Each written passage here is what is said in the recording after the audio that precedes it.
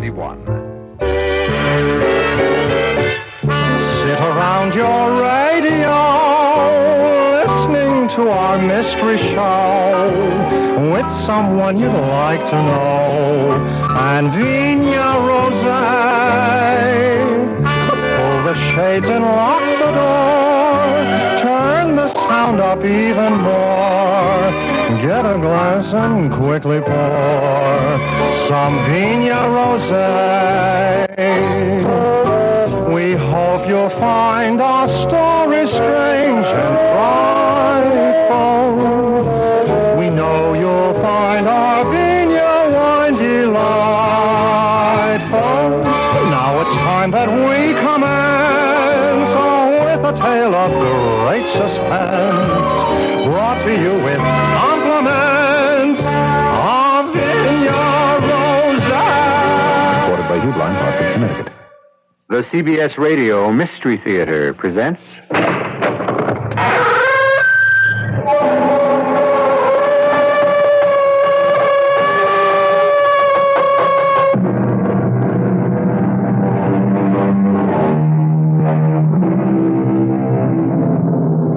Come in.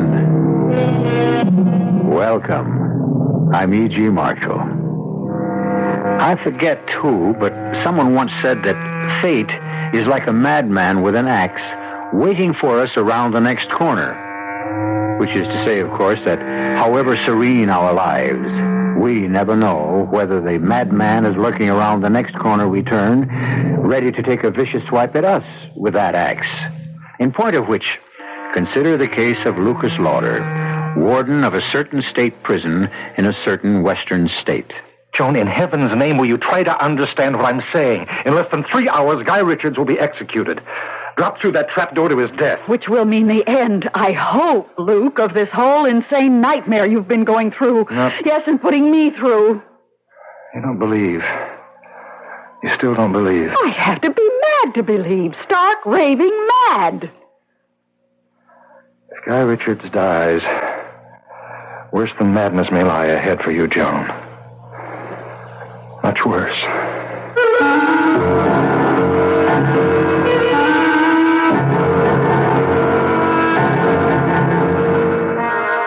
Our mystery drama, The Strange Case of Lucas Lauder, was written especially for the Mystery Theater by George Lauder and stars Robert Lansing. It is sponsored in part by Anheuser-Busch Incorporated, Brewers of Budweiser, and Buick Motor Division. I'll be back shortly with Act One. If you're on the verge of buying a new small car, buy a small Buick. Not just because I say so, but because of what I'm about to tell you. The 3 small Buicks, Skyhawk, Skylark, and Apollo, are newly designed for 1975. Their styling is fresh. Their engineering is up to date. Each of these small Buicks is powered by a spirited new V6 engine that delivers excellent gas mileage. Each of these small Buicks has steel-belted radial tires. They each have a high-energy ignition system, spark plugs that last nearly 4 times longer than before. And, of course, they each have typically comfortable Buick interiors. There's one other reason for choosing a small Buick. If you take delivery of a new Skyhawk by February 28, 1975, Buick will send you a check for $500. If you take delivery of a Skylark or an Apollo by February 28th, Buick will send you $200. So if you're going to buy a small car, buy a small Buick. That's your Buick.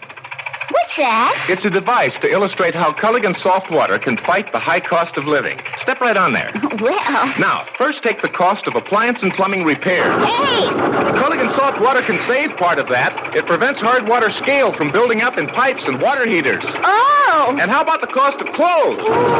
All your washables can last longer with soft water washing. I don't think I've ever been this high. And what about soaps and detergent? Oh! Soft water can save you more than half of that cost. I hope this is as high as things go. Oh, there are lots more soft water savings, but this gives you the idea. Why don't you call your Culligan man? All right. Hey, Culligan man. Good. Hey, you know what? What?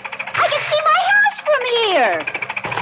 With Culligan's economical rental plan, you can enjoy the benefits of softened water for a small monthly charge. The same way you pay for your telephone or electricity. Call your Culligan man to rent a Culligan for as little as $5.50 a month.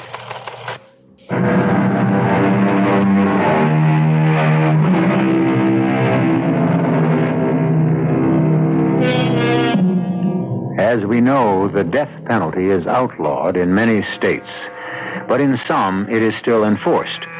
In such special cases as the murder of a policeman, death through kidnapping, and or particularly vicious crimes. Our story begins in just such a state, in the condemned cell of that state's prison. You sent a message you wanted to see me, Richards? And, thank you, Warden. Thanks very much for answering it this quickly. Won't you sit down? What is it, Richards? I want to discuss my case with you. There's nothing to discuss. You were legally tried, legally convicted. If you think there's something I can do to save Oh, you... no. There's nothing like that. Warden, I was guilty. I freely admitted murdering those women, all 4 of them, and mutilating them with a butcher knife. No. The name the newspapers gave me was well-deserved. Guy the Ripper. All right, then what is it you want to see me about? Warden, hasn't it ever struck you as odd, curious, that someone of my breeding and background could be guilty of 4 such horrible murders? Murders and mutilations identical with those done by Jack the Ripper nearly a century ago? Yeah, as a matter of fact, it has. Me and quite a few others. If you'd been judged insane... But I wasn't so judged. Nor was I insane. No, I am as sane as the next one. For whatever that's worth. Richards, I'm a very busy man. And prefer to spend as little time as possible in the company of anyone as vicious and depraved as Guy Richards. Yes, I know. But that's exactly why I asked you to come and see me. Warden, before very long, you're going to be spending all your time in my company. I don't blame you for looking puzzled. Let me explain. Yes, do explain. A little more than a year ago, Warden, I was a professor of parapsychology at the university. I was happily married, successful, and deeply involved in my work. And then suddenly, shockingly, for no apparent reason, I became, well, the embodiment, you might say, of a man who has been dead for many, many years. Jack the Ripper. It began, Warden, it all began one morning in my office at State University.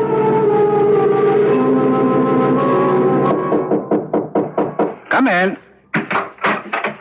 Well, Eric Nordling. It's good to see you. Good to be back, Guy. Good to have you back. I can't tell you how much I've missed you this past month. It's like missing my right arm. Oh, nonsense. I'll be frank with you. When you went into the hospital for those tests a month ago, I didn't expect I'd miss you as much at all. Well, why should you? I'm just an assistant professor. But what an assistant. You remember when you left, you and the class were analyzing those strange, gruesome murders that had taken place? The 3 women? You remember? I remember. Well, I took over for you, and believe me, the class soon let me know that I just wasn't in it with you. They said no one, not even me, could touch you when it came to explaining the murderer's drives and motivations. In fact, they said you understood and explained them so well, they wouldn't be surprised if you were the murderer. Well, what is it, Eric? Eric? Guy,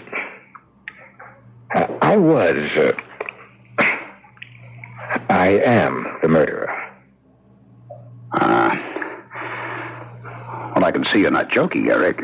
I'm not. I also know that you haven't been well. In fact, I'm very sick. Guy, I'm dying. But none of that changes the simple truth that I murdered those women and mutilated them. Guy, I'm Jack the Ripper. No, I'm not crazy. As a professor of parapsychology, you do believe that people can be possessed by the spirits of the dead? I keep an open mind, or try to. Well, I can tell you that possession is a fact. For some time now, I have been possessed by the spirit of Jack the Ripper.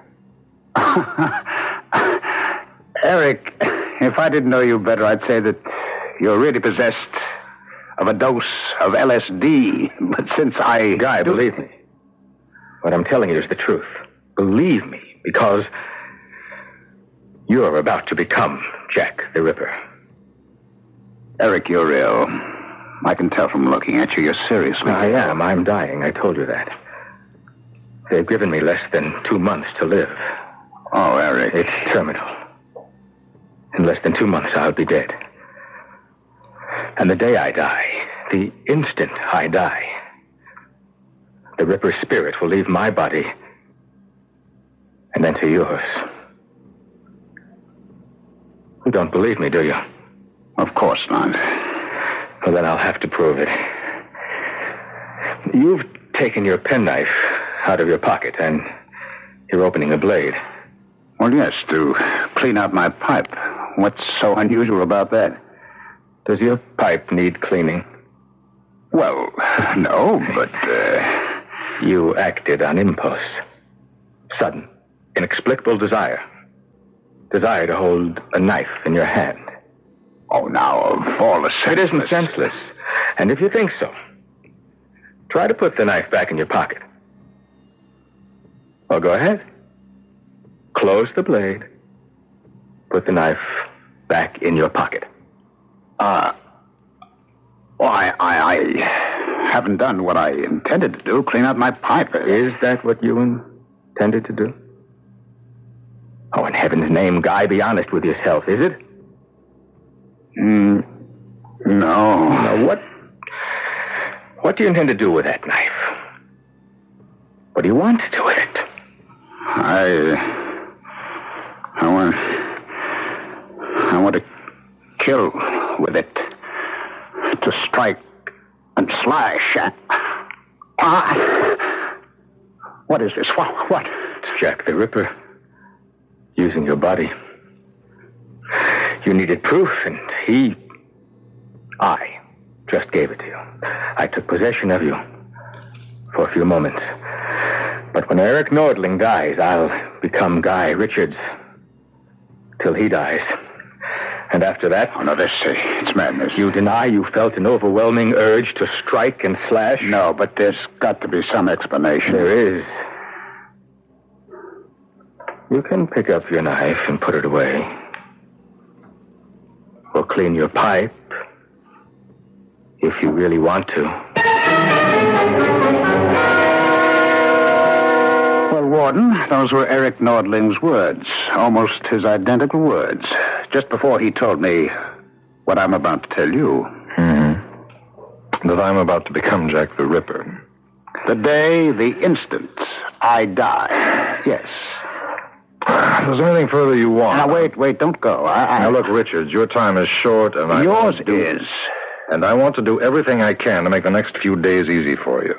But when it comes to listening to the kind of story you just told me, I haven't the time. You don't believe it either, huh? Even I didn't. With all my knowledge of the occult, the psychic, I couldn't bring myself to believe in anything so impossible. Seemingly impossible. Nutty is the word. You think I've gone a little, what do they call it here, stir-crazy? No, you haven't been in long enough for that. I'm not calling it anything. I'm not thinking anything. Look, you wanted to get something off your chest, you got it off.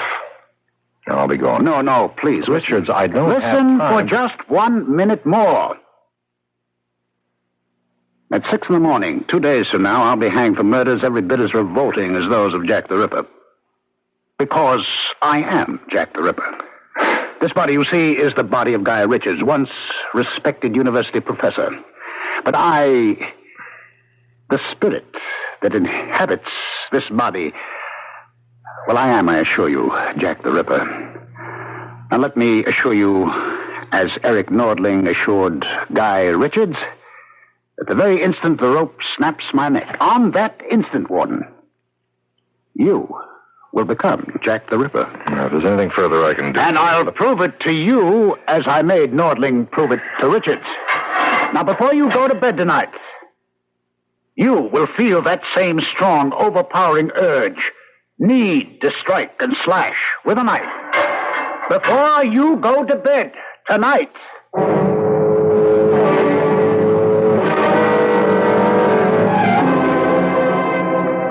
That's really one of the strangest stories you've ever brought home with you. More potatoes? Thanks. It's funny, though. What? Well, And don't ask me why I did this. I certainly didn't believe a word of Richard's story. Not a word, but I guess curiosity got the better of me. What?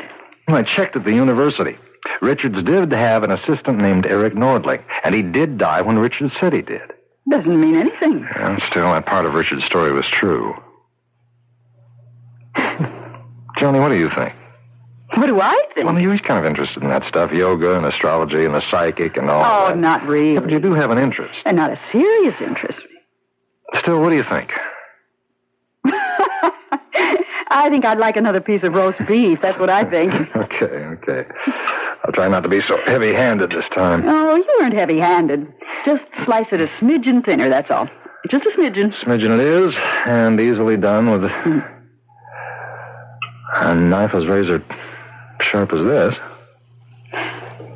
Won't be done at all if you don't stop staring at that knife and cut me a slice.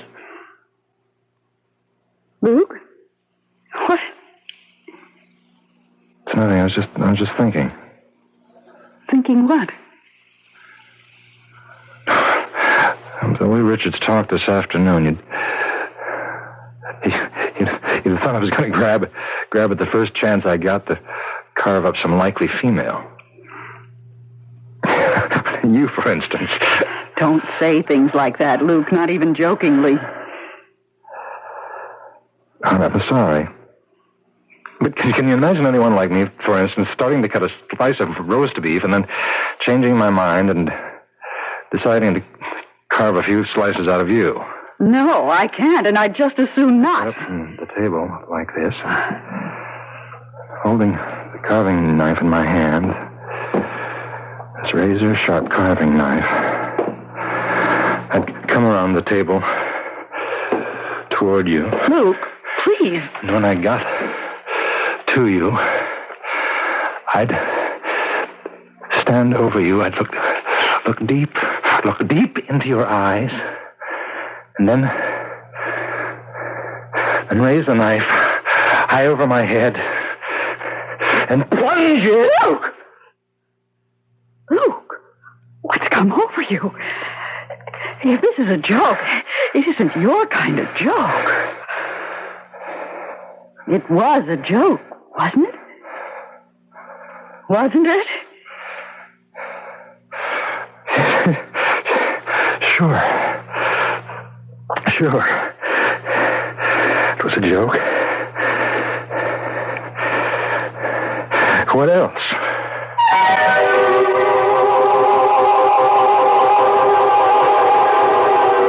What else, indeed?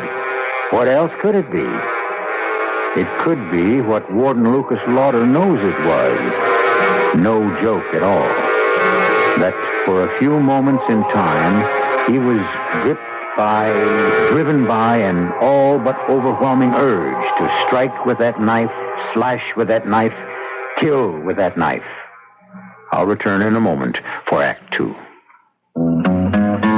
Give your hand to a friend. Give your heart to your love. But give your cold to contact. The sooner the better. Sneezing, drips, congestion. What next? 6 or 301. Is that an answer or a question? That's the question when you catch the common cold. For you, the answer is 12-hour contact. Why? Well, because you need 6 cold tablets, 2 every 4 hours, or 3 cold pills, 1 every 4 hours, or just 1 contact capsule for up to 12 hours continuous relief of your sneezing, drips, and congestion. The tiny time pills do it. For aches and fever, the others contain aspirin. And contact doesn't. Right. So, 6 or 3 or 1. Your cold, your choice. I'll take the 1 contact, thank you. Give your cold to contact. The sooner the better. 6 or 3 or 1. Take contact only as directed.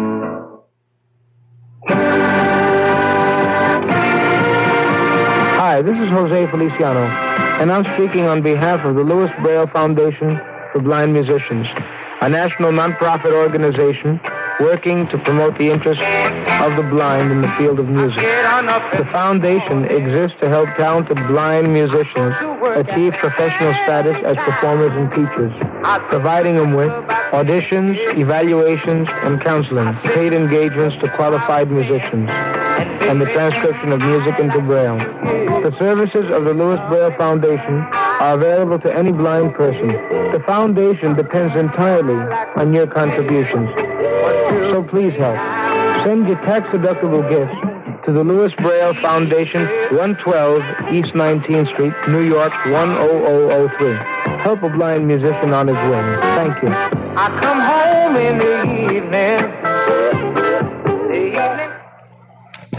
See it, buy it at the Midwest Boat Show, Arlington Park Expo Center.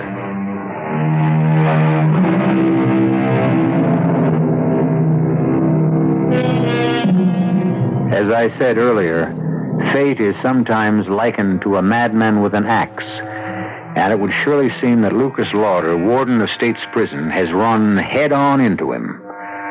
When Guy Richards told Lucas that he was really Jack the Ripper, that his body was possessed by the spirit of the Ripper, Lucas laughed. But his laugh turned to a worried frown when he came dangerously close to stabbing the wife he loves. Now in Lucas' office at State's Prison the following afternoon. No, Jerry. No, look, I don't mean to be harsh, but I think Maxwell's privileges should be taken away for a while. Yes, a week at least. All right, goodbye. Yes, Miss Conway? They brought Guy Richards over, Warden. All right, tell them to bring him in. Yes, sir. Bring him in. All right, boys, you wait outside. Sit down, Richards. Thank you. Richards, I want to talk to you about, among other things, I want to talk about your personal effects. Well, we've talked about that.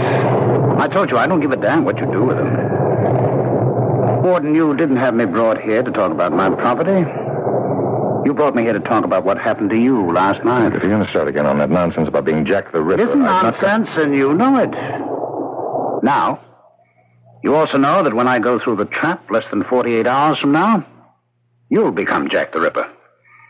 You know it because I put you through a sort of trial run, you might say, last night. What did happen last night, Wharton? I don't know what you're talking about. I'm talking about what your wife, Joan, thought was a sick joke, but was no joke at all. I'm talking about how you stood over her with a carving knife, the knife you'd been using for the roast beef. Right? Oh, look, you're not going to be sick, are you? How do you know that's what happened? I was there. How else? No, that's impossible. What you're saying is impossible. Incredible, yes, but not impossible. I explained to you yesterday, or tried to explain, that I took this body when Eric Nordling died, just as I occupied his body when... Oh, well, it doesn't matter who died before him or before him. All that matters to you, or should matter to you, is that you're next on that list to, shall we say, play host to Jack the Ripper. But why? Why? Yes. Look, you must have died... What am I saying? Jack the Ripper must have died many, many years ago. In 1907, to be exact. All right, then you've been dead. I mean, damn it, the Ripper has been dead nearly 70 years. But his spirit, my spirit, has lived on in others. That's what I'm getting at. Why? Because I cannot rest. Why, because of the awful crimes you committed? No, not because of the crimes, but the reason behind them. The evil in me that drove me to what I did. The hate. No, I don't understand. There is nothing to understand. It's quite simple. A spirit, a soul, is given an earthly body and forced to suffer through what you call life. Forced to go through this agony again and again and again until it is cleansed completely of evil, of hate.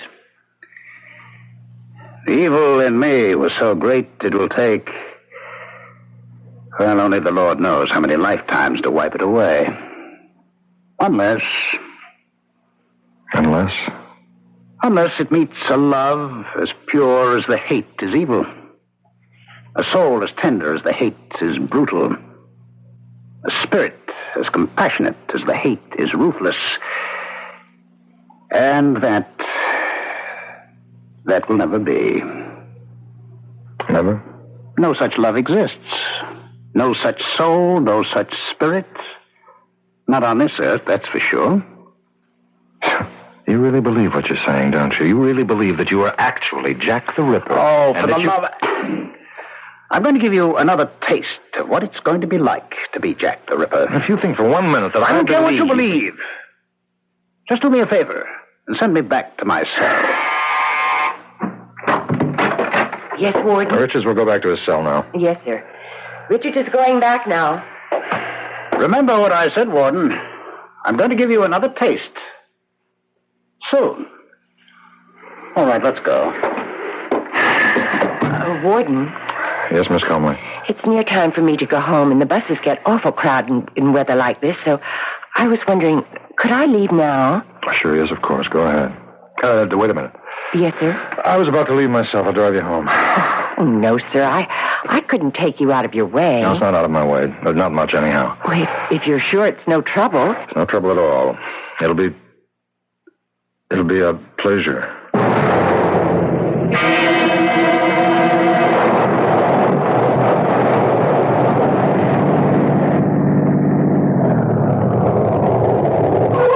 Awfully nice of you. I'll see to your door. Oh, no need for that. No, I insist. There have been a lot of muggings in this neighborhood. Some. So I want to be sure that you get to your apartment safe and sound.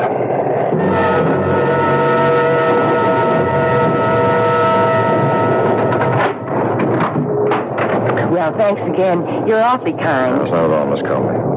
I wonder if I might use your phone. Oh, sure. Just call home, let my wife know I'll be a little late.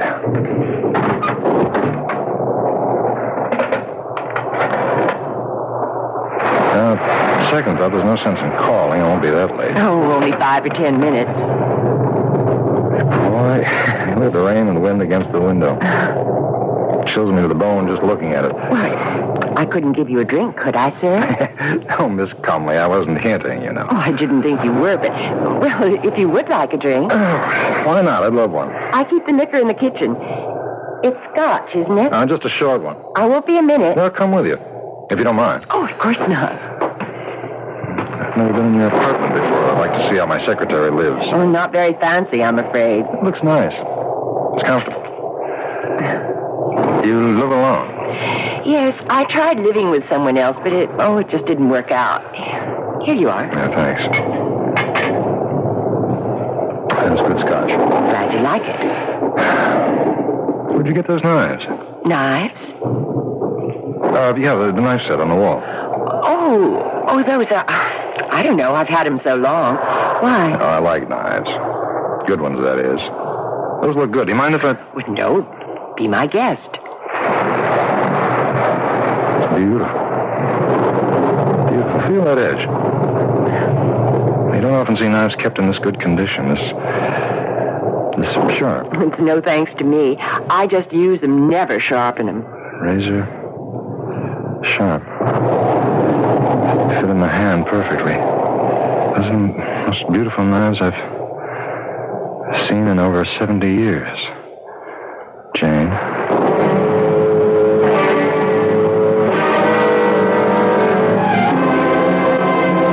Get out of my cell, Warden. I don't have to put up with this. What are you doing to me? You answer me, Richards. What are you doing? I've told you. You told me a lot of nonsense about you being Jack the Ripper, taking possession of me, my body when you die. I don't buy that.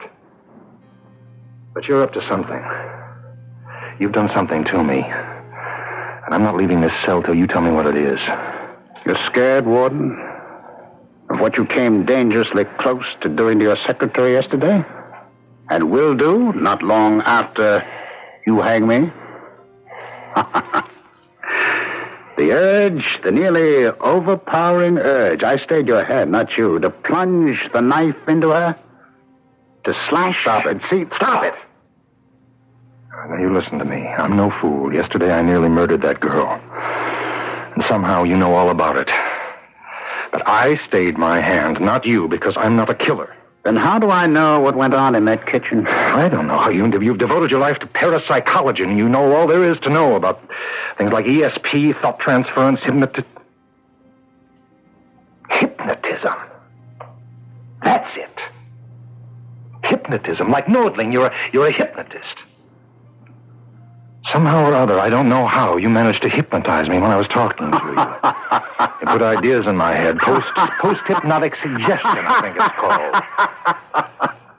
You cannot give a post-hypnotic command that's contrary to the subject's normal fiber. Warden, it would be impossible for me or anyone to command you to kill. It isn't in you to kill. But that will all change when I am in you. At approximately a second or two after 6 o'clock tomorrow morning. Oh, which reminds me, I have a gift for you. Here. A knife? A knife. Where did you get this? It was made for me in the prison machine shop from a soup ladle. A soup ladle carefully ground down at the edges, skillfully shaped into a knife, expertly sharpened. How did you manage to have this made? How did you manage to have this made? Calm, Warden. You know your prison as well as I, or you should, and obviously don't. Anything can be done in a prison if you know the ropes. Here, the knife. Take it. Ed? You take that knife from Richards and get rid of it. See me in my office later and you explain how he got it. Now, wait a minute. Here, give it to me. I'll get rid of it. Not until you've used it. Not till I, the Ripper, have used it. Again, and again, and again. Ed, I don't want to see this man again until his execution tomorrow morning at 6. If he has any last-minute requests, you handle them. If he has any questions, you answer them. If he wants to see me for any reasons, no. Tomorrow morning, Richards, I'll see you then, and not until then. 6 o'clock. On the scaffold, Richards.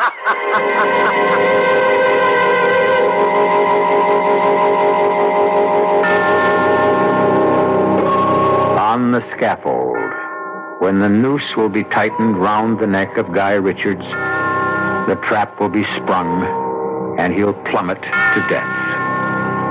Or will it be life? Another life to be lived out in the body of Warden Lucas Lauder. I'll return shortly for Act 3.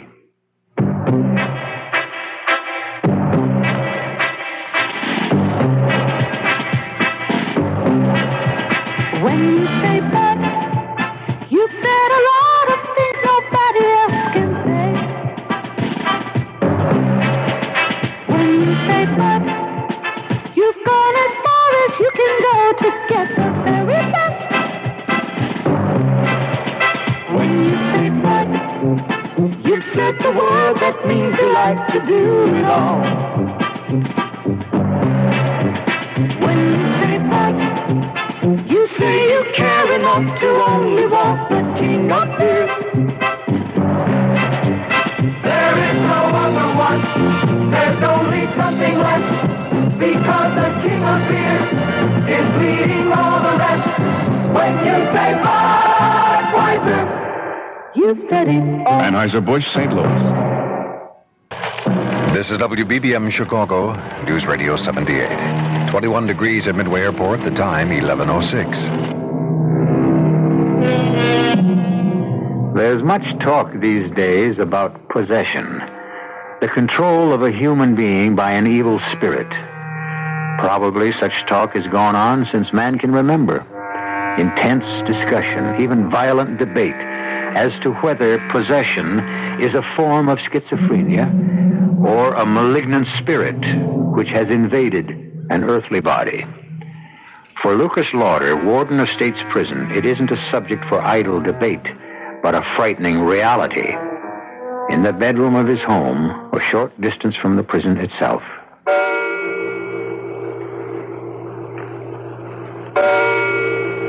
Luke? Go to sleep, Joan.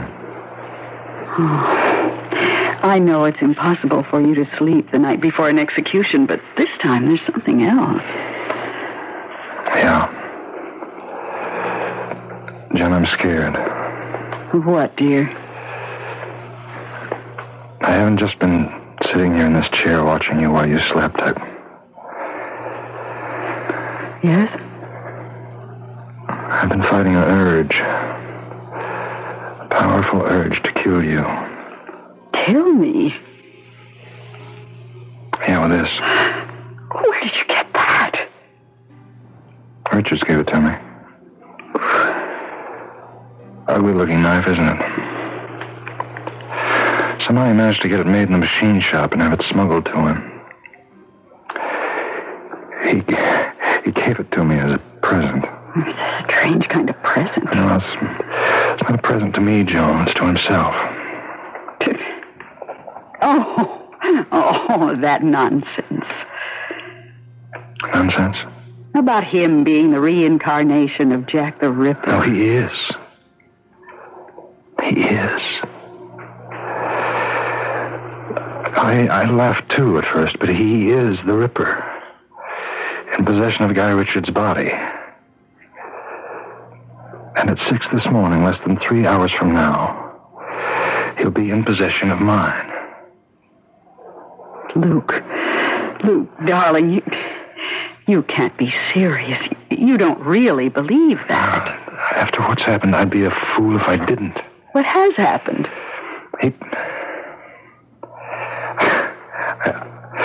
I had to bring myself to talk about it. He told me he was going to take possession of me temporarily for a short time to prepare me for what's to come after he hangs.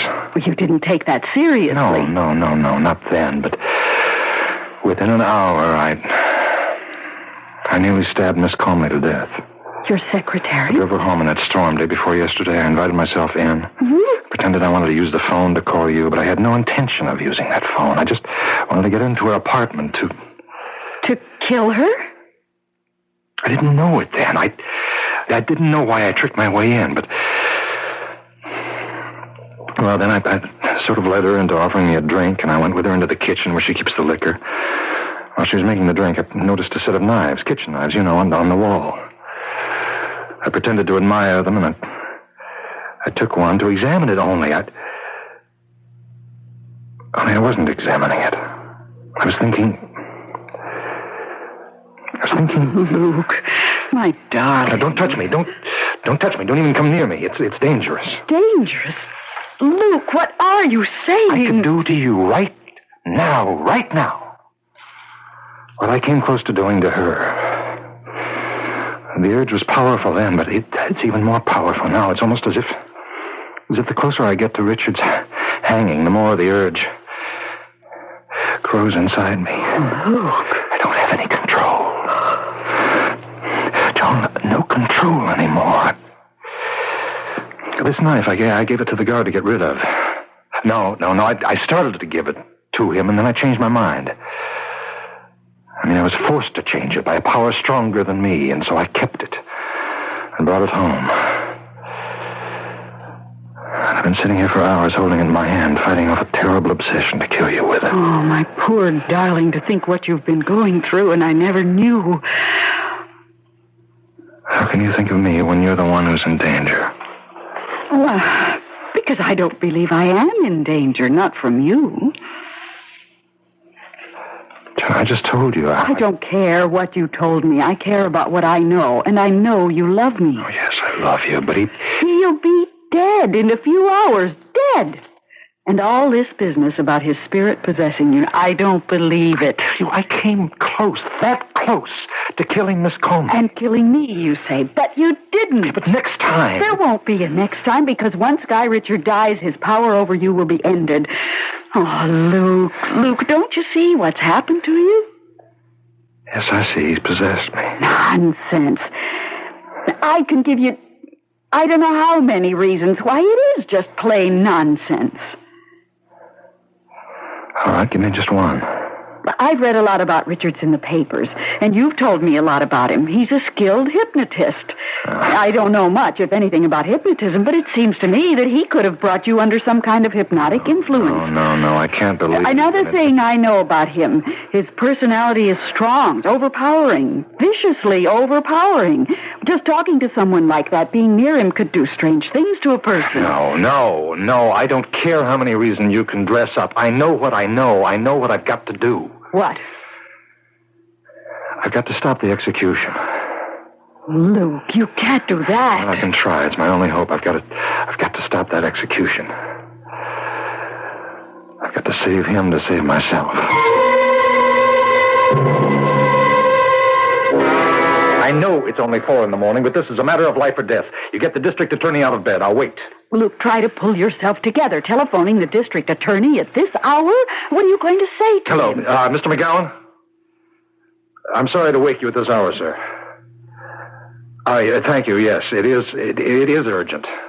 I want to stop the execution of Guy Richards at 6 this morning. On what grounds? I have reason to think he's innocent. No, sir, there's no proof. No real proof, but... Look, McGowan, I want you to call the governor if necessary. McGowan, I beg you, right?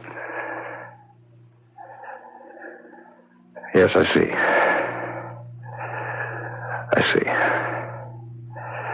Well, in that case, I'll phone the governor myself. Luke, darling, you can't phone the governor.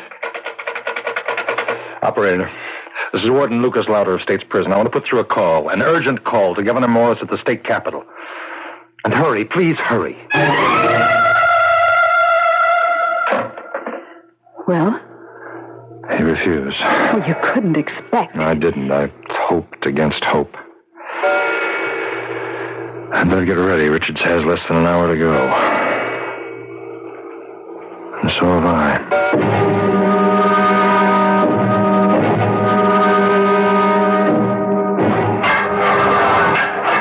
It's time, Richards. Huh. You're telling me. If you're ready. Question is, are you? Come on, let's go. You look tired, Warden. No sleep, eh?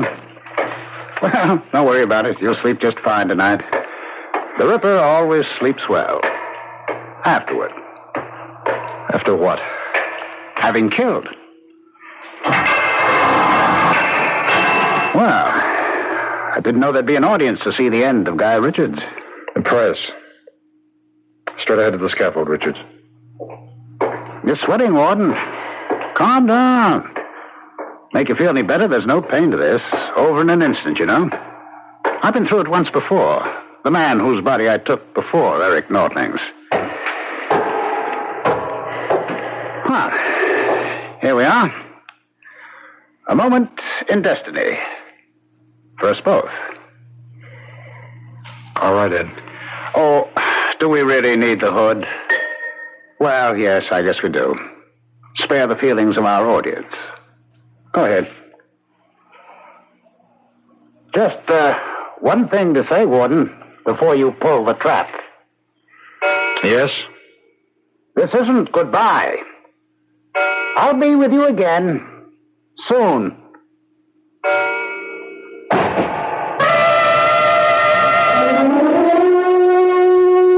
Agreement with Red China. That's the latest news from the nation's capital. Guy Richards, the notorious Guy the Ripper, was executed this morning at State's Prison. That's enough news for one day. I'm for bed. You, Luke? Luke? What? It's after 11. Time for bed. Oh. Yeah, Joan. Yes, dear? Where did you put it? Put what? The knife. Hageman, don't look at me as though you didn't know what I was talking about. The knife Richards gave me. I know what knife you're talking about, but I don't know why you're asking me where I put it. You didn't take it? I put it in the top drawer of this table. You saw me put it there. I put it there so you could get rid of it. You didn't?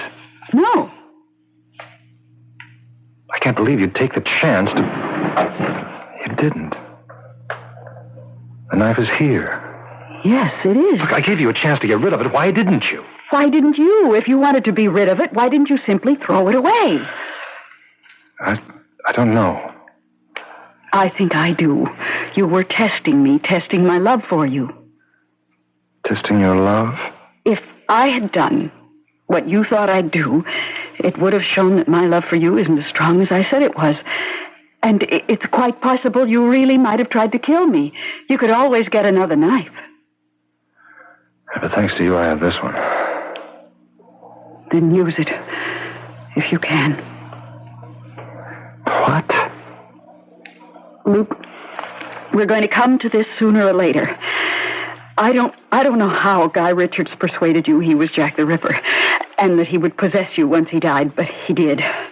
You said last night that the urge to kill was growing stronger in you, and you were convinced once Richard was hanged, it would become so strong you'd never be able to control it. It's been doing that all day. It's growing in me. Filling me with a need, a lust to take this knife. I know. And unless this obsession of yours is smashed now, right now, you'll kill. Sooner or later, you will kill. Well, if you're going to do it, do it. Do it. And get it over with. You're taunting me. You're taunting me because, like all women, you have contempt for me. I love you. Oh, you're lying. You don't love. You don't know the meaning of love. Hate? Oh, that's something else again. That's something you know all about. You think I'm not on to you, all of you? Well, let me tell you something. I've spent months, years watching you and the likes of you. Luke, what? And your little tricks luring men. And, oh, don't think I didn't see you today, this very day in Leicester Square, flaunting your charm. Leicester Square? Leicester Square, Piccadilly, Fleet Street, wherever you could sell yourself. Luke, now snap out of it. Pull yourself together. Look about you. Take your last long look before you die. You see that gas light at the end of the alley? Well, you see it for the last time. Gas light? Listen. You hear the carriages and the coaches, the horses, for the last time. And then feel the point of this knife against your throat. Feel the cold steel against your skin before the Ripper plunges it deep into your dirty little neck. Plunges it now. I can't. I want to. I can't. Why? Why can't I? Because you're not Jack the Ripper. You're Lucas Lauder, my husband. The Ripper hated. You love me every bit as much as I love you. I do. Dearest. He said, Richard said, the spirit of the Ripper would never be free, never find rest until it met a love as strong as his hate. Heaven knows, Joan, there can't be, there never has been a love as strong as yours. Maybe it's crazy, but I feel he has found that rest at last. Thanks to you.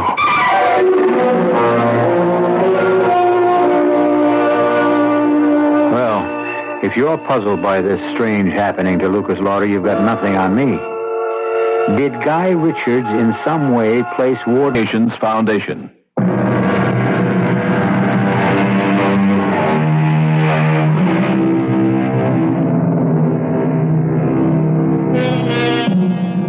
When I told this story to a friend of mine who's a psychic, a sensitive, she said that, of course, Guy Richards was the reincarnate Jack the Ripper. Another friend, a psychiatrist, said, nonsense, a clear case of a split personality. Which is right, I don't know. Maybe the truth lies somewhere in between. Wherever it lies, it makes a good story. I hope you enjoyed it. Our cast included Robert Lansing, Linka Peterson, Ralph Bell, Ira Lewis, and Patricia Pearden. The entire production was under the direction of Hyman Brown. And now, a preview of our next tale. Your room is high above the ground on the far side of the estate. Room? This isn't a room. It's a cage. So it is, Mr. Schiller. What is this? Barred window, steel door? It's like a prison cell. It is a prison cell, Mr. Schiller. But why? Why am I here? To serve your sentence. I've judged your case and found you guilty. No. Well, it's all very well and good to say no, but here you are, aren't you? Here they all are, and here they'll stay until their brains rot and their bodies decay. They? You mean there are others? Yes, Mr. Schiller. Others who have broken God's law and must pay for it. Radio Mystery Theater was sponsored in part by Contact, the 12-hour cold capsule. This is E.G. Marshall inviting you to return to our Mystery Theater for another adventure in the macabre. Until next time, pleasant dreams.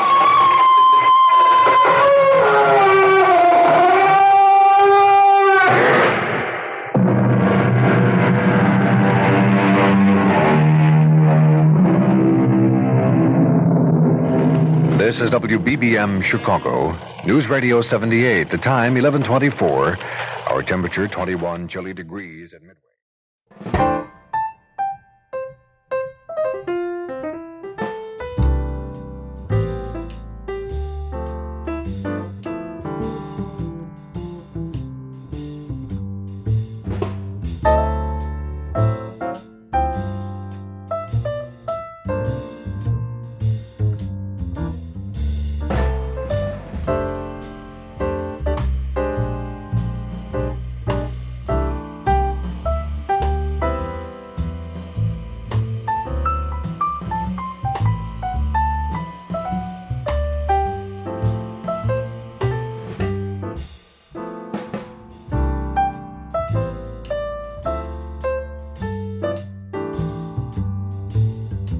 The CBS Radio Mystery Theater presents...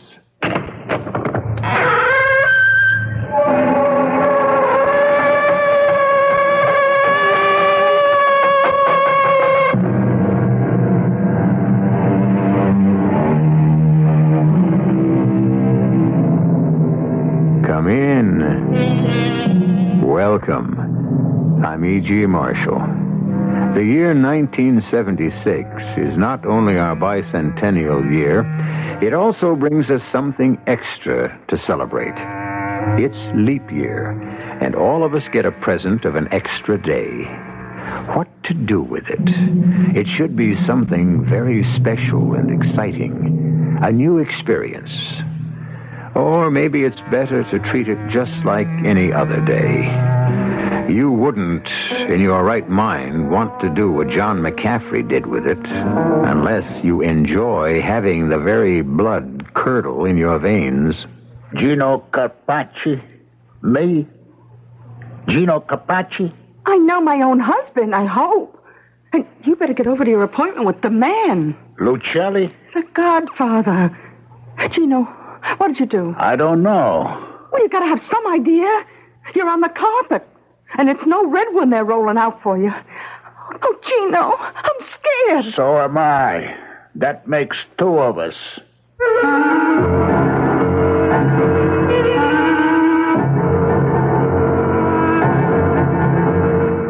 Our mystery drama, The Other Side of the Coin, was written especially for the Mystery Theater by Ian Martin and stars Ralph Bell. It is sponsored in part by Buick Motor Division and all state insurance companies. I'll be back shortly with Act One. How you apply paint is just as important as what paint you use. Hi, Pat Summerall to suggest your nearby True Value hardware store for help with both. The what is their True Test paint, and the how, True Test Orel paint brushes and the True Test 5-piece roller painting set. True Test paint brushes have Orel polyester bristles that won't droop, even in latex paints. They outwear ordinary bristles by 3 to 1, and they come in many sizes and shapes. Choose flat-edge brushes for painting large areas, or angular chisel-edge brushes for trimming jobs. And True Value hardware stores have the True Test 5-piece roller painting set. That includes a 9-inch roller frame, 2 roller covers, an extension pole, and a ribbed metal tray. These True Test painting supplies are ideal companions to True Test paints, And they're just some of the many values you'll find at the participating True Value hardware store near your home. And you can charge it on Master Charge at many stores. Where do you read about a show that's fun in Evanston? In the Suburban Trib. A legislative bill in Naperville. In the Suburban Trib. Sale store-wide in Riverside. In the Suburban Trib. The Suburban Trib, the newspaper that comes in your Chicago Tribune and comes out to suburban areas. The Suburban Trib, the newspaper with fresher news, because it comes out more than just once a week. 7 separate suburban trips, ranging from the Lake County edition to the South DuPage edition, cover 7 separate suburban areas. So just about anywhere you live, you've got your own Suburban Trib. The Suburban Trib, part of your Chicago Tribune. And part of your suburban lifestyle. Where do you read about the high school team from Carroll Stream? In the Suburban Trib. An old landmark in Highland Park. In the Suburban Trib. New traffic lanes in Des Plaines. In the Suburban Trib. For home delivery, call 222-4100. Collect.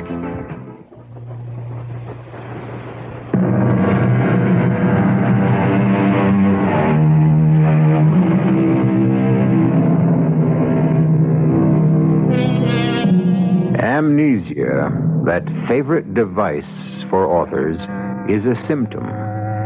There are many forms. The most familiar to all of us, one of 2, anterograde or lacunar. The first of these means simply the loss of memory of past experiences. The second means loss of memory for isolated events, a gap in memory. Patchy recollection with sudden blanks. It's a common result of having a little too much to drink. And then, like John McCaffrey, you wake up one morning with that terrible knowledge that somewhere the night before, you can't remember what happened at all. Why do I always have to turn off the alarm? Gino. I don't know why, but last night you were flipping your lid unless you got up this early. What? What time is it? 8 o'clock a.m., like you ordered. Who gets up in the middle of the night anymore? 8 a.m. That's morning. Oh, it's your problem, not mine. Leave me alone. I want to go back to sleep now. It wasn't that I had a hangover. Oh, sure, my mouth was dry and my nose stopped up, and I shouldn't have had that last drink. That last drink. That, or the ones before it, had to be the same problem. Otherwise, what was I, a good Irish Catholic family man, a member of the police department, doing in bed with a kind of blonde a guy like me only sees in the centerfold of one of those magazines? Where are you going, baby? In the bathroom. Hurry back, Gino. The whole thing is crazy. A dream? A nightmare? Where was Mary? What must she be thinking? As I closed the bathroom door behind me, my mind was in a turmoil. What was I doing here? And then I looked in the mirror above the wash basin, and every question was suddenly compounded. Because although I knew and lived in every fiber of my being as Detective Sergeant John McCaffrey, the face that stared back at me from the mirror was someone else. An intriguing, familiar someone else. But who? Gino? Baby? Yeah? Aren't you coming back to bed with me? No, I've got an appointment. With who? You know. How should I know? You don't mean the head man? Who else? Lucelli? The boss man? Oh, murder. But what time? I don't know. Can't you tell me? Me? Well, what am I going to say to you? Last night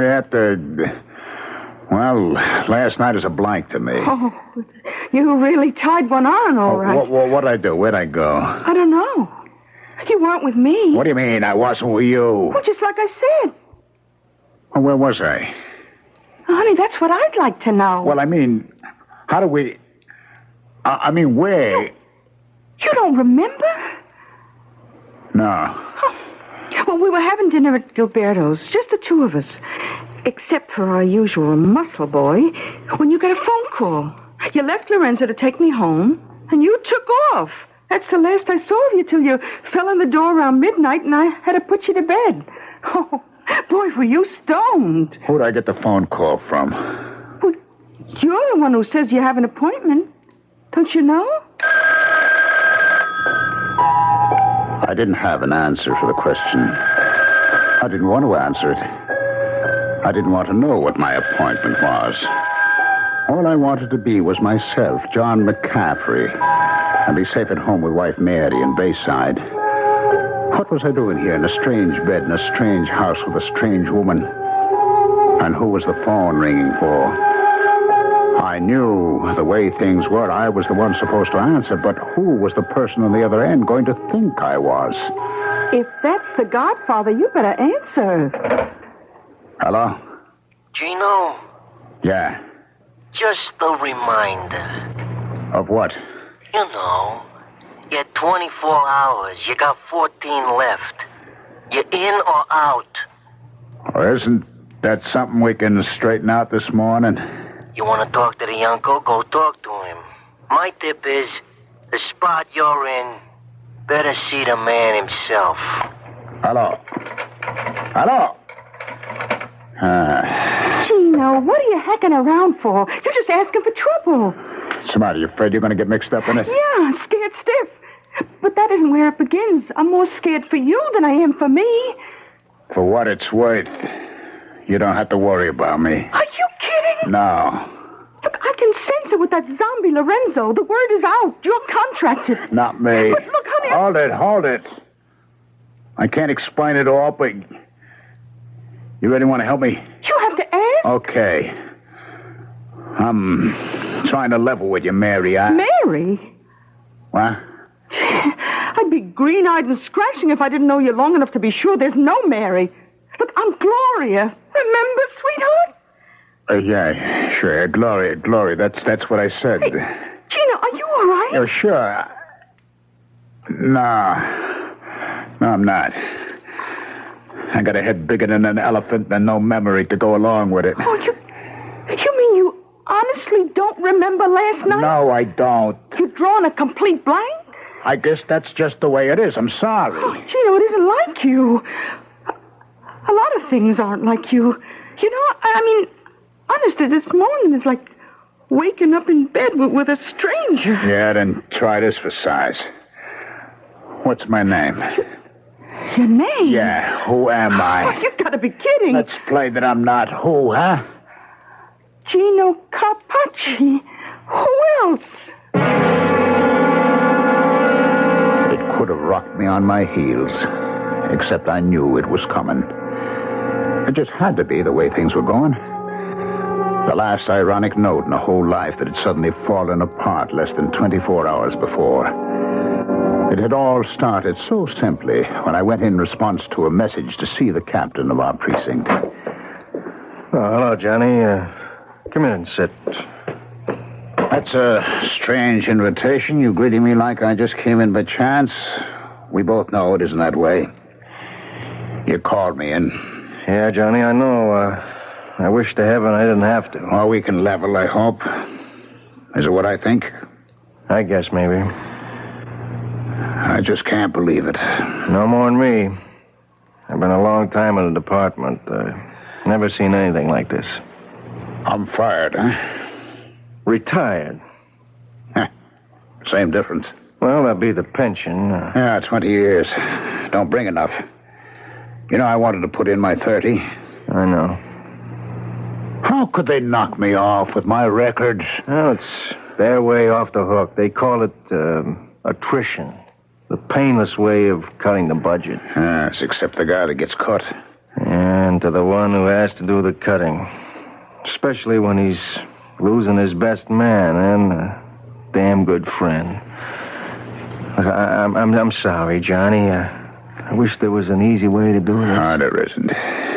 You know what I'd like to really cut? My throat. The best years ahead of me, pensioned off at peanuts. And where in God's name was I going to find another job? I was too sick to my stomach to face Mary. I called her instead. Hello? Hi, Mare. How are you, hon? Oh, fine, John, darling.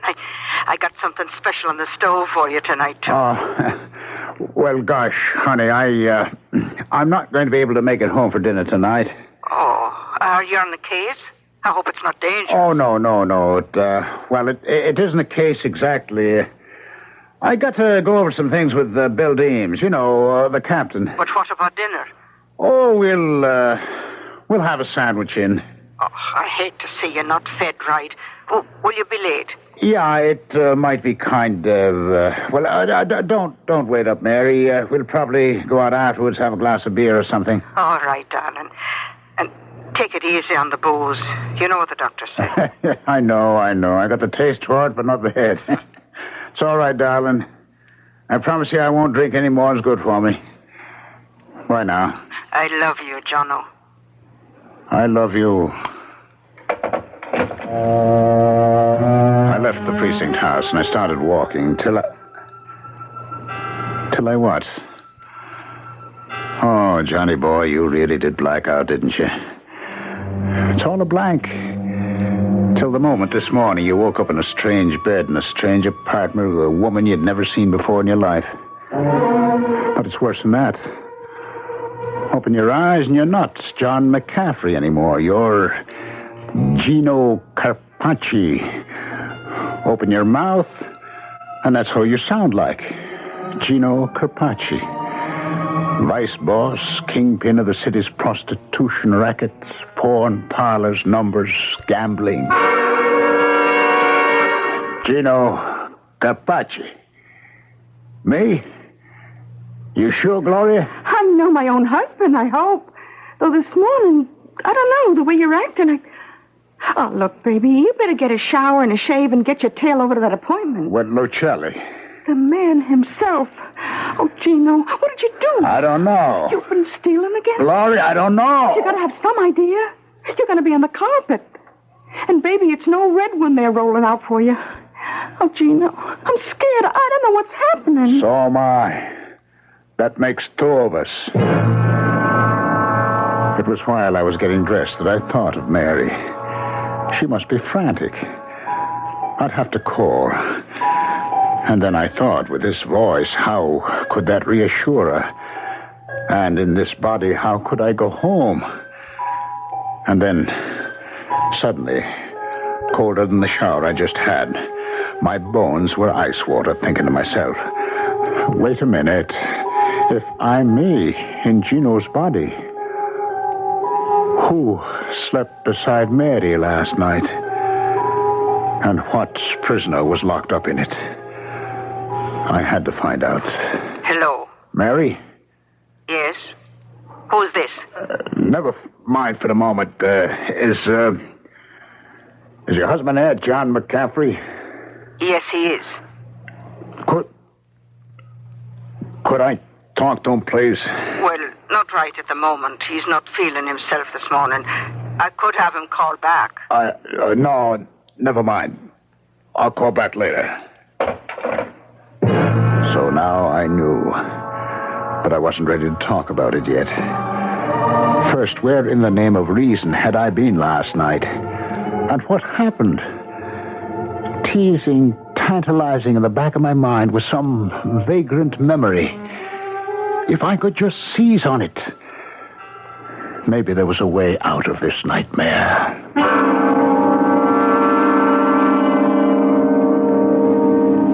Probably the most damaging part of a hangover is the terrible and unavoidable guilt feeling. But that seldom lasts long beyond the morning after, and life resumes its normal course. Usually. But not this time. And come to think of it, just whose hangover is it? John McCaffrey's or Gino Carpacci's? I'll return shortly with Act 2. To the man who bought the Skyhawk, to the girl in the Century, we're glad you like your Buicks, glad you set your spirit free. And to the family from Ohio, to the folks up in St. Paul, nice to see you join us, nice to see you all. There I was with my new Buick Skylark, and there he was, just coming out of the store with a new coffee table. I like your coffee table, I said. I was going to buy one just like it. Thank you, he said. I like your Buick Skylark, too. I was going to buy one just like it. Thank you, I answered. Then he suggested, listen, you like my coffee table and I like your Skylark. Why don't we get married? What can I say? I guess it was love at first Buick. It's nice to see you join us. We're glad it came to be. Nice to see you join us. Let your spirits free. Buick, dedicated to the free spirit in just about everyone. Oh, yeah, I keep a Bank of America card on me just in case. Last month I had 4 just in cases. Shirt sale, a new battery, business lunch. Bank of America, when you need it, it works. I mean, you might as well have a credit card that works, you know? Bank of America, when you need it, it works. George, what's that under our car? What's under our car? That is our engine, Phyllis. Isn't the engine supposed to be in the car, George? Yes, that's very true, Phyllis. It should be in the car. But it's on the ground. Yes. The car needs repairing just when you want to leave. There's a sale on today. It's something that you need. Are these stuffed armadillos on sale? Opportunity, emergency, financial quirk. Just in case you need it, Bank of America works. Do you take Bank of America card here? Ah, okay. Just in case you need it, Bank of America works. Bank AmeriCard from the First National Bank of Chicago.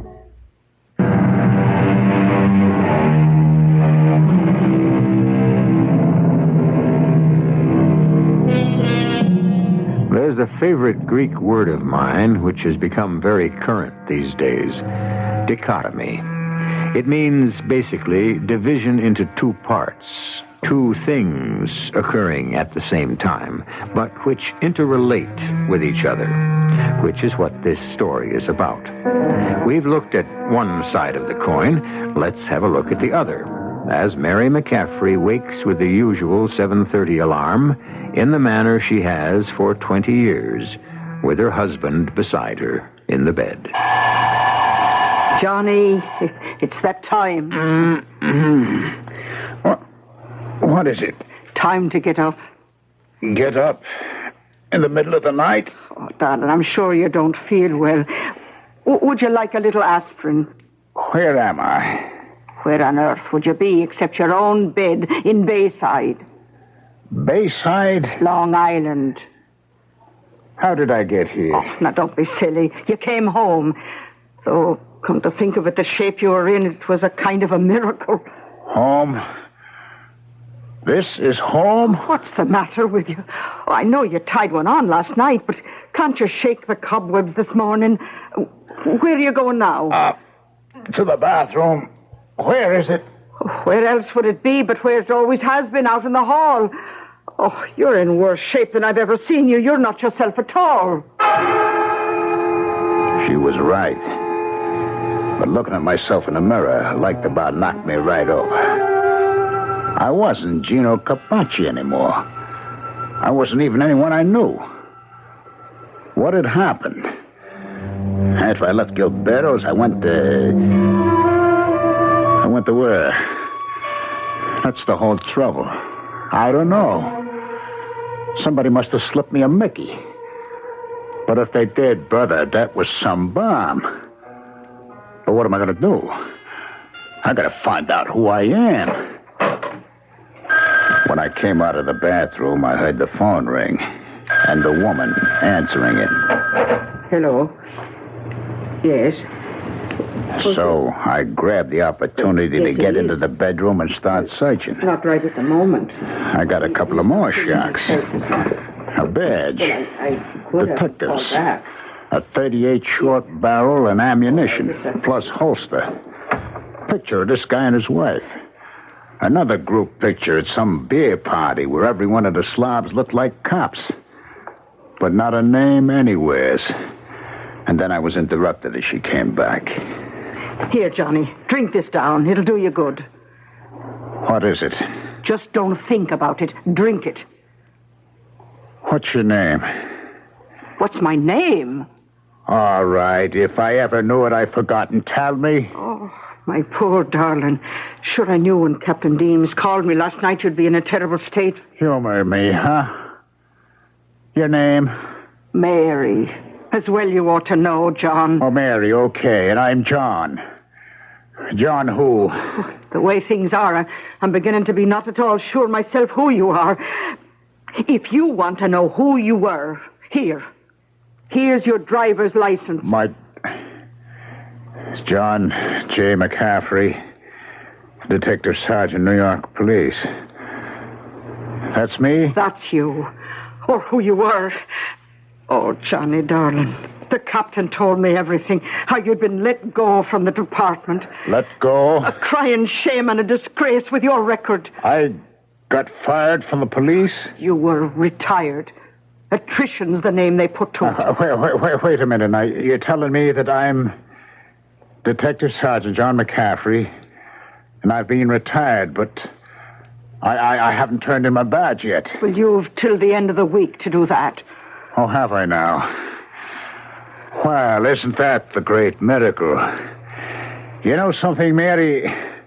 That's right, Mary, is it? Mary. This is like the finger of God. A miracle. What a break. I was off the hook. Nobody could touch me now. Not even the Don himself. I didn't have to crawl and beg for my neck, knowing I was going to be rubbed out anyway, whether I timed the million green ones I'd skimmed off the Enterprise's back or not. All I had to do was walk back into my own apartment, pick up the key, get the dough from the safe deposit box, and take it on the lam. The mob would never find me. They weren't looking for a retired cop. They'd be satisfied with... Then it hit me. If I was using this guy's body, he had to be using mine. That was even better. A ready-made fall guy. But before they moved in on him, I better move fast. I got out of the house as soon as I dressed and hit the nearest phone booth. Yeah? Gloria? Who's this? Gino, baby. Gino. You crazy or something? Who are you? Well, I told you, your husband, Gino Carpacci. You gotta be putting me on. You don't even sound like him. Besides, Gino was... Oh, Gino's what? Hey, you mean he's there? With you? I didn't say he was. Well, you didn't have to. I know he is. You tell him to stay put till I get there. If you know what's good for you. Don't let him get away. Who was that? I don't know. Someone looking for you. For me? You mean Gino? What's the difference? We gotta twist words? I think it was a hitman. Out of town, maybe. We gotta sprint and fast. No, not you. Me. Now, look, I got a ride anywhere. Oh, the phone table by your bed. That's better. I could use a little protection. I'm sorry to run out on you. Oh, you can't. You can't leave me behind. You're gonna take me. Why? Now, let's stop hacking around, Gino. Whatever you've been stealing from the organization, if you can't give it back, let's both of us get out of range before they start burying our bodies. What do you mean, stealing? Well, I know you got that safe deposit key. You think anyone would figure all you kept in that box was savings bonds? You don't know how much I'd give to know just what is in that box. I gotta figure a way to make use of it. Oh, never mind that right now. Let's get out of here while we still can. You're right. Let's go. Hello, Gino. You and the dog going someplace? Who the... Oh, hiya, Lorenzo. Yeah, nothing in the apartment, so we figured we'd cut out and have some breakfast. That don't fit the plans like the man told me. First, you come with me. Put away the cannon. I keep it hidden till we get in the car, but it's still there. Let's move, Gino. What about me? Who cares, baby? Just go back. Lock up and sit and wait. Come on, Gino. You got an appointment you don't seem to want to keep.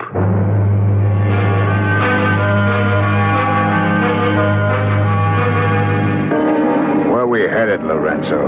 The driver knows. I'd like to know. I could just bet. Okay, ask you something, Amici? Yeah, try. Where was I last night? That's one of the things that interests the boss. You mean you don't know any more than me, huh? It's one of the things we want to find out. Hey, you have to hold that cannon on me? What is it, a Magnum 44? Right.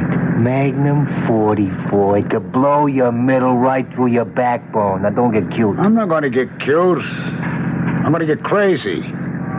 You want to hear something? They didn't say to gag you. Okay. I'm not Gino Carpacci. Sure. And I'm Woody Allen. Now, where does that get us? I'm leveling with you. No matter how wild it seems, I think you better know who I really am. Try me. I don't know what happened last night. While I was out of touch, wherever I was, but before I went there, wherever that was, I was Detective Sergeant John J. McCaffrey, shield number 5X20. You don't say. Hey, you gotta believe me. Well, at least listen to me, will you? Wherever you're taking me now, you got the wrong guy. Sure. But don't tell me. Tell it to number one. You know what's gonna happen to me if I turn up there on the carpet? We all got problems, Amici. That's yours. Hey, you want to see something? What? A key. So what? Take a closer look. Safe deposit box. So? You got any idea how much cash money could be locked up in it? Money that can't be traced? Money for the taking? I don't, but I'm sure Mr. One does. We can make a deal. No deal. I know and I'm well off. Yeah, I guess you... Hey, look out for that truck. Huh? What the hell? You broke my arm. Yeah, you'll live if you don't tempt me to use your gun. Oh. Okay, driver, you got a Magnum 44 right under your ear. Just slow down the car and stop. I'll get you for this. The last thing I do. Shut up. Okay, driver, just park. Nice and easy. Now, first off, Lorenzo, open the door. I can't. You still have one good arm. Open. Now out. You at the wheel. Don't even breathe. That's good. Turn around, Lorenzo. Now, you, driver. Just don't say anything. I'm not going to hurt you. Just want to take your place. That's real nice. And leave the driver to me. You and Lorenzo can find your own way home. I wish I thought it was going to be that easy. Because there wasn't any plan for me unless I could go back somehow in time to where this fantasy began. To find myself, to be myself again. Only where was that? Where had it all begun? I said, leave the driving to me, but where to drive? I couldn't go home to Mary. I wasn't the man she married. I had to hide somewhere, for the man whose body was mine was marked for death. And then suddenly it came to me. Of course, I had to go home, because that was where my old self was. I had to face him. And perhaps together we could find our way back to our own identity.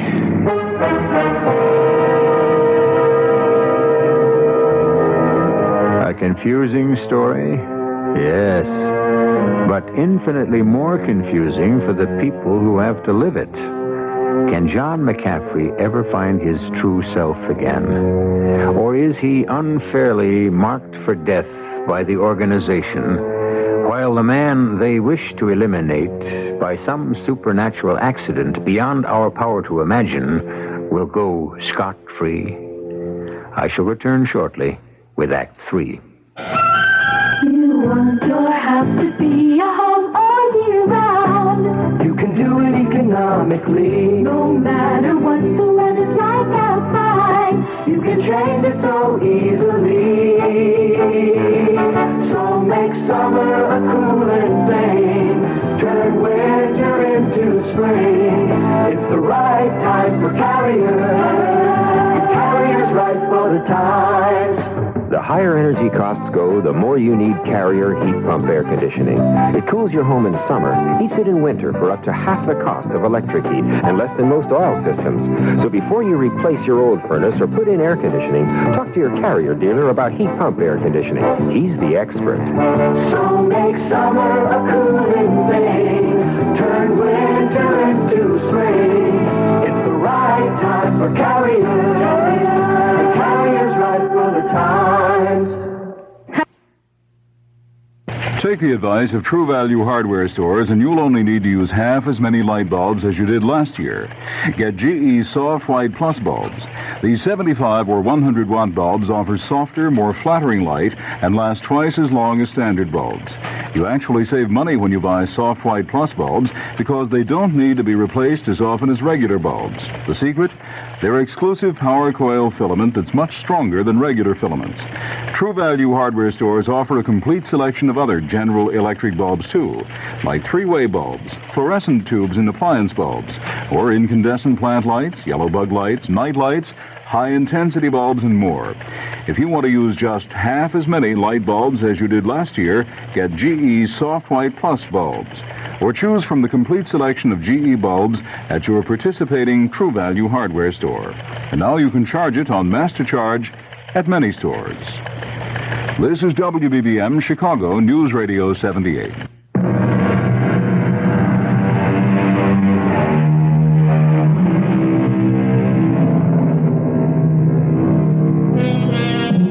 Now, both men in this strange story of cross purposes and identities are desperate to solve their futures.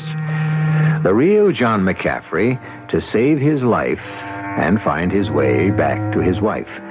The real Gino triumphantly realizing that his neck is off the block and his future secure, save for one thing: the money and other things he has buried in his safe deposit boxes. To secure these, he has to return and face his wife, Gloria. Who is it? Gino. Not you again. Just go away. Listen, can you hear me? Yeah, but you don't even sound like... I don't care what I sound like. I got a way I can convince you on Gino. How? You wear a gold anklet. It's inscribed inside. To my sex boat from her captain. How could you know that? Because no matter how I sound or look, I'm Gino. I'll give you more proof. I got a bracelet you gave me that's inscribed, "You're what keeps me shipshape, Captain." Now will you open up? Look, I don't know what's happening. What do you want? Something very simple. A key out of my table drawer. The safe deposit key? Yeah. Oh, well, you're too late. Gino, I don't know, the man who looks like Gino took it with him.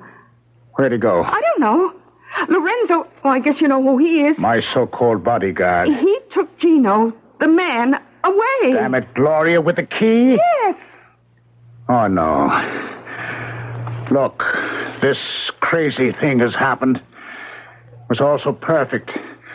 Looking the way I do, I could sneak out from under, but I got to have that key. It's too late. Well, maybe I can catch up with him. Look, when I left you last night at Gilberto's, where'd I go? Come on, where'd I go? I don't know. I just don't know. But I came home, eh? You didn't. I didn't even know you. Gino came All home. right, Gino. Where had he been? Well, look, it's no use shaking me. You're hurting my arm. Come on now, will you? I don't know. He didn't know. Last night was all a blank to him. The same it is to me. Well, then I guess the only way you can solve it, Gino and you, or whoever you are, is between the two of you.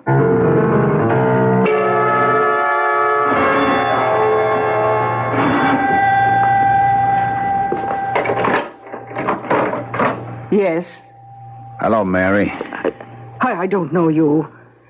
You don't recognize me? No, I don't know who you are. Suppose I was to say, when I kissed you in front of the priest at our wedding, the words I whispered in your ear were, "Mary Arun, we're in God's pocket at last." Oh, they were the words, but how could you know them? Because no matter how I look or sound, I'm your John. Now, can I come in? Well, I'll let you in, but you're not my John.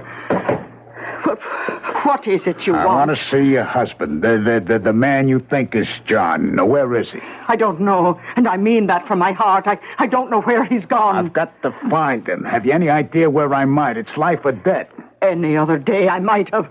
Only today isn't like any other day. The whole world has turned topsy-turvy.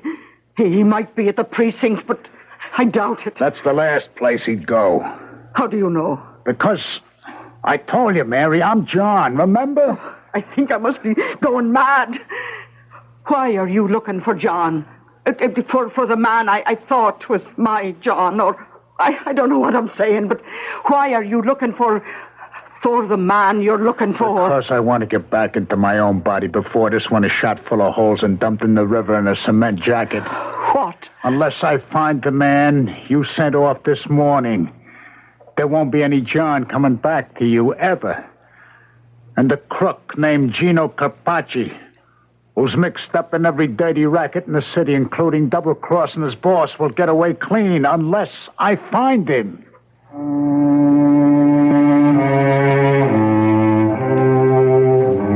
I came away from my house and my beloved Mary, crumbling to pieces inside. What was this terrible judgment that had been visited on us? Bad enough to lose my job, but to lose my wife, my future, even my own self was even worse. What could I do now? I headed for the subway, fishing in my pocket for money, and my fingers closed around the safe deposit key. Of course, there was one chance. If there was anywhere I might find the real Gino Carpacci, it would be at the bank. I fished out the key and looked at it. An ordinary safe deposit key, numbered for identification. But what bank? I crossed my fingers. Gloria might know. Yes? It's Gino. You alone? Yeah. Oh, Gino, you... Hold it, baby, hold it. Just tell me one thing. Only after you tell me. Are you all right? I'm fine. Now it's your turn. What bank do I use? Honey, are you still all cooped up? Never mind that. What bank? Second National, but I want to know... Okay, babe. All I need to know. The vault manager recognized me, and the sheet I had to sign had earlier signatures on it by Gino himself. What I forged was close enough, and the box had just what I figured. I didn't stop to count the money. What was more interesting was a list of names and the whole structure of the organization. And what was most interesting after I put the box back and came out was meeting myself. I've been waiting for you. Don't move. This is a gun in your back. I've been looking for you. Now, let me ask you something, Gino, or John, whatever you want to call yourself. Where were we last night? And how did this whole mix-up happen? I don't care. For me, I mean, for Gino Carpacci, it works out great. But not so great for John McCaffrey, huh? How do we meet each other? How do we ever make the switch? Yes, sir. What will it be? Double rye, some water on the side. Coming right up. What is this place? I never saw it before. Oh, it's been here a long time. I call it the other side of the coin. Here's your drinking. How much? Oh, tonight's a special night. Everything on the house. What's the occasion? Just my pleasure, kind of a special night for me. It's like my birthday. So, good for you. Happy birthday. Oh, come on now. I want everyone happy. What's your problem? It doesn't matter. It does to me. Tell you what, if I gave you a wish, what would you wish? What difference would it make? Oh, you never can tell. I don't want to kid around. Oh, come on, take a chance. You see that guy down at the other end of the bar? You mean the dude with the stick pin and the diamond rings? Nah, he looks kind of familiar. Ah, that's Gino Carpacci. Big wheel in the mob. Got it made. Sensational blonde for a wife. And on top of all the rackets, there's nothing in the world he doesn't want, right? I guess not. You know something funny? He feels just the way you do right at this moment. How do you know how I feel? Oh, Oh, secrets of the trade. You know what you were saying to yourself as you stare down into that rye and water in front of you? Maybe. I'll tell you. You were saying the way things have turned up, I'd give anything to be in somebody else's shoes, not mine. Right? Yeah. Well, maybe. So it's midnight and I'm closing, and like I said, it's my birthday. I've decided to give the both of you a birthday present from me. Have a happy...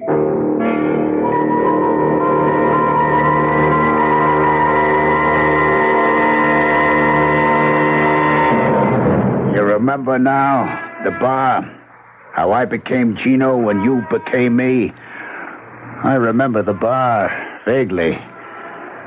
Last night, you wanted to wish yourself in anyone else's shoes, so you ended up in mine. And I felt the same way, so I ended up in yours. So I'm the lucky one, thanks to our friend the bartender. Or you remember him and the bar. It did happen then, eh? Yes, sir. What'll it be? What kind of rocks? Make it a double. Oh, sure thing. You have troubles, buddy. Bigger than you could dream up, Mac. Just give me the drink, eh? Yes, on the way. But if you have problems, just forget them. Everybody steps up to this bar, got them. You're no different. You got nothing next to me. I got the number one. What's number one? My neck. You know anyone else's shoes I could step into?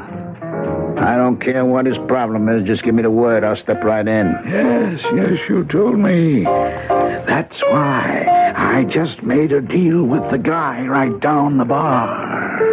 Oh, yeah? What kind of a deal? Now, why don't you move on down next to him and we could talk it over? Well, what do I got to lose? All right, everybody. Just freeze. You too, Gino. Get away from that guy. Oh, no, Lorenzo. No, wait. Give me a break. Will you give me a break? I'm here for only one thing. The boss says goodbye.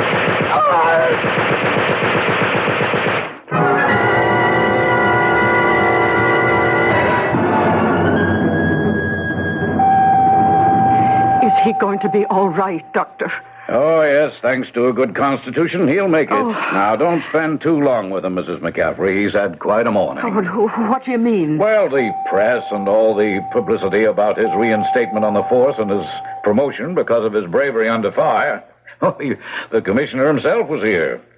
I understand there's quite an award for the evidence he's dug up for the DA's office. Oh, yes, that, but how does he look? Well, you can't expect too much now. He had a couple of bad chest wounds, but luckily nothing serious was damaged. He's weak and lost some blood, but I don't think you'll find him looking too bad. Here we are. Well, Sergeant McCaffrey, I brought you a visitor. Mary? Oh, Johnny, it's yourself you are. What else would you ask? Oh, not a thing in the world now you're back. Well, where have I been then? Oh, darling, you don't remember? There's a lot of things I don't remember. What day is it then? Monday. No, I don't mean that. What is the date? Oh, the 1st of March. Oh, is that all? It seems such a long time since yesterday, and I came home after drinking. Oh, that wasn't yesterday, dear. That was the day before. Oh, no, it had to be yesterday.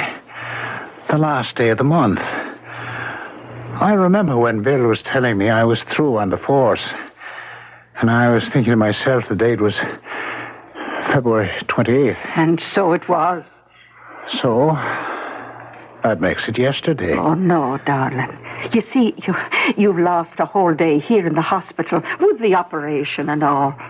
But how could that be if it's the 1st of March? Because, dear heart, it's leap year.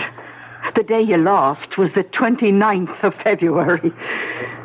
Oh, Mary, would you hold me close now and promise me that day was lost entirely. It was for you. You were under sedation all the time. Oh, then heaven be thanked. All the rest was... All what rest, dear? Never mind, darling. It's a lost day I'll never miss as long as I live.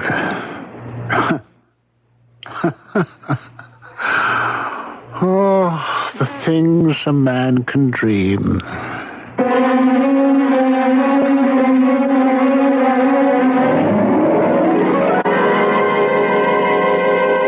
That past master of quotes, Mr. William Shakespeare, said it all.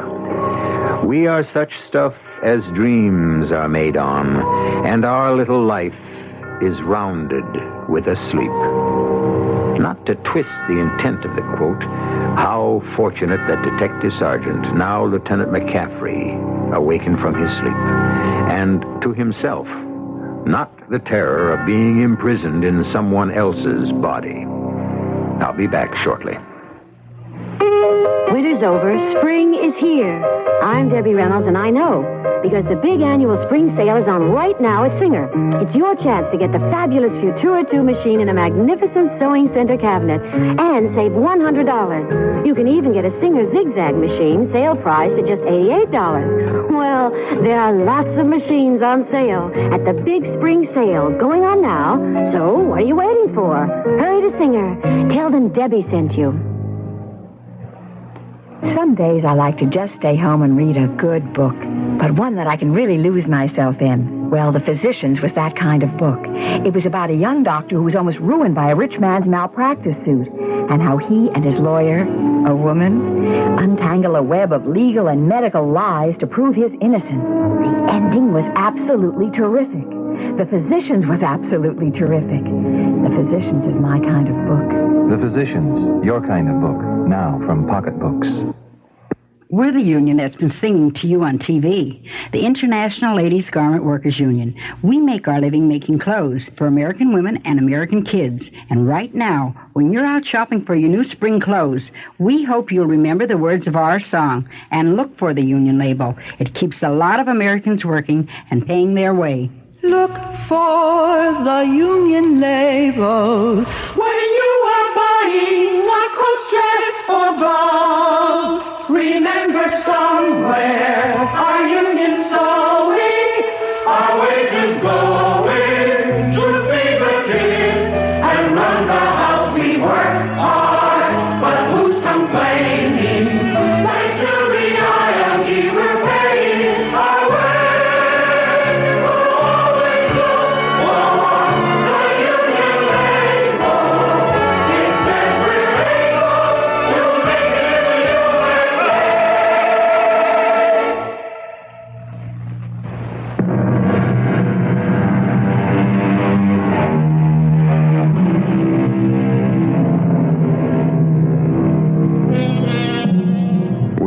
You don't ask for explanations. Suspension of disbelief is the nature of mystery.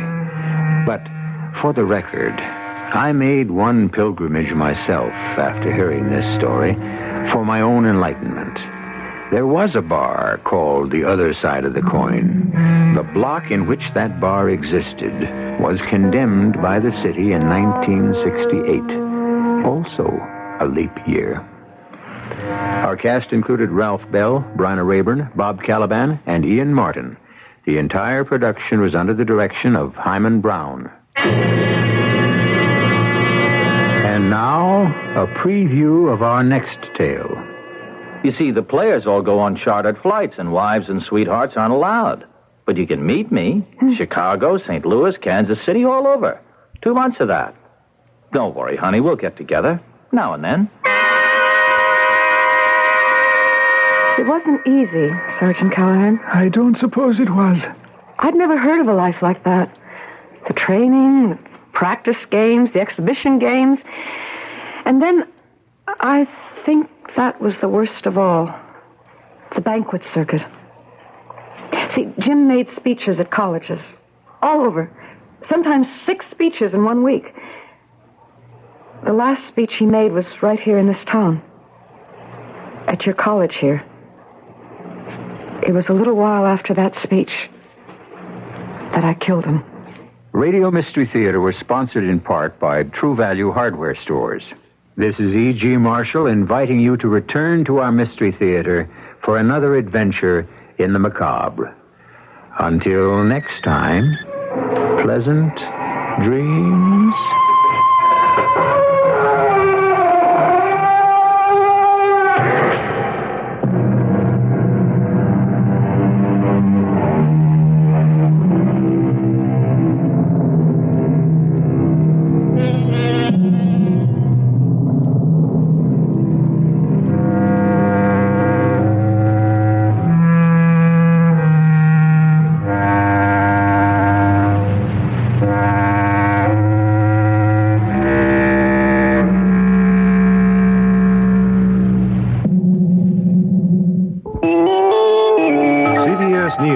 The federal government has released some details on bomb threats against nuclear reactors in the United States.